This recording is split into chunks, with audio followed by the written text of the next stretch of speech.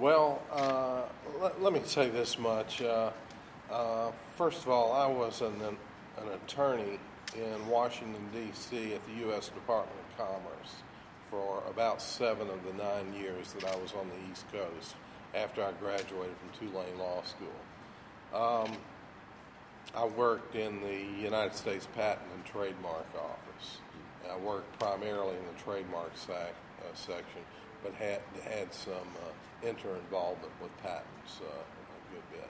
I'm not a patent application attorney, but I do some patent litigation. It's just the nature of the beast. Specifically with respect to transportation, I want to look at the state budget as of this moment. And we keep reading in the newspaper there's a serious shortfall. They've been having budgetary problems. Transportation, obviously, is critical and very important.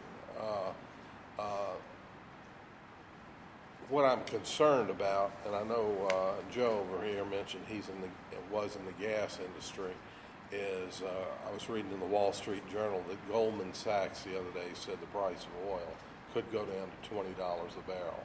And we know how that impacts this state. That's our biggest business. It spread effects through all our businesses. And we're going to have, what I'm getting at, is very good relations with our Louisiana delegation, our congressional members.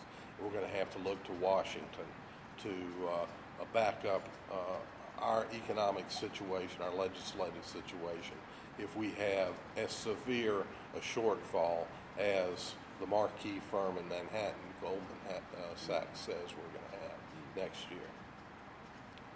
Okay. How are we doing on time? 2 minutes. I have another 2 minutes? Yeah. Okay. Part of the problem with working with the Louisiana delegation is 6 of our 7 congressional representatives are Republican, and obviously, short term at least, we have a Democratic president. I'm a Democrat. I think maybe this might be a situation where that could help. I've tried to make this argument, and I'm going on a radio station on Wednesday in New Orleans, that the states from Louisiana all the way over to South Carolina, there is not a single major office holder who's a Democrat. In the Senate, in the governorships, in the legislature, none of the legislatures are. Now,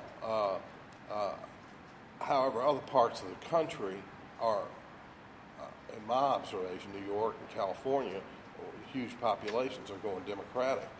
So I feel we need at least one Democrat, major office holder, to sort of ensure our access to legislative money in a difficult set of circumstances that we may be facing here, economically short term.